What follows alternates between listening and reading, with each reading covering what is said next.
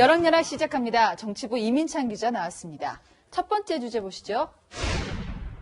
자, 너도 나도 검찰 탓. 네. 자, 추미애 장관 아들이 군대에 있을 때 휴가에 미복귀했다는 그 논란, 이 논란이 커지는 게 검찰 때문이다. 이런 주장이 민주당에서 나왔습니다.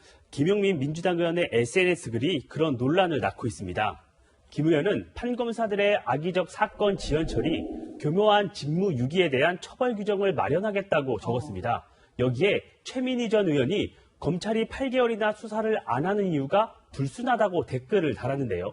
여권은 검찰이 논란을 키우기 위해 의도적으로 수사를 미루고 있다고 보는 듯합니다.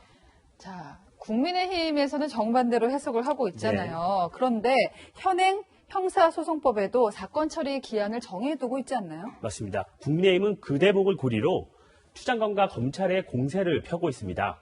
형사소송법 257조를 보면 검사는 고소고발 수리 3개월 내에 수사를 끝내고 기소할지 여부를 결정하라고 되어 있습니다. 네. 국민의힘은 이 같은 조항에도 수사에 진척이 없고 추 장관의 의원 시절 보좌관이 부대에 전화한 내용이 조서에서 빠졌다며 권검유착 냄새가 난다고 비판했습니다.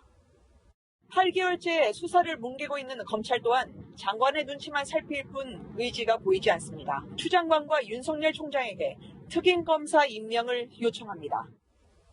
자, 지금 팩트는 단 한 개거든요. 네. 검찰이 8개월째 수사 진행이 안 되고 있다는 건데 해석은 반대입니다. 추 장관은 오늘도 별 입장을 안 냈죠. 네, 대신 추 장관 아들 서모 씨의 변호인이 의무 기록을 공개했습니다. 수술을 했느냐 안 했느냐가 아니라 보좌관이 부대 관계자한테 전화를 했느냐, 그러니까 절차를 안 밟고 휴가를 연장했느냐, 이게 논란의 본질인데 이 부분은 언급이 없네요. 네, 저도 그 부분이 궁금해서 변호인에게 물어봤습니다. 네. 수사 중인 사안이라며 말을 아꼈는데요.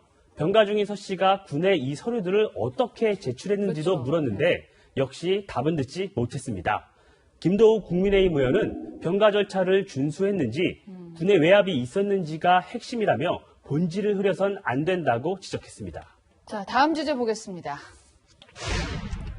전직 의원의 반성문. 자, 정의당 출신인 추혜선 전 의원, LG U+에 간다고 했다가 결국 접었군요. 네, 그렇습니다. 추혜선 전 의원은 SNS에 당원 여러분과 시민들께 큰 실망을 드려 죄송하다며 앞으로 뼈를 깎는 성찰과 자숙의 시간을 보내겠다고 밝혔는데요.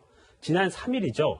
정의당이 취임 철회를 촉구했고 추 전 의원이 이를 받아들인 겁니다. 그러니까 보니까 추 의원이 20대 국회에서 가방이 또 정무위에서 활동을 했잖아요. 이게 이해 충돌 소지가 있다는 거죠? 맞습니다. 두 상임위는 통신업계와 대기업의 활동을 담당하는 점에서 대기업 통신 계열사인 LG U+로 옮기는 게 부적절하다는 건데요.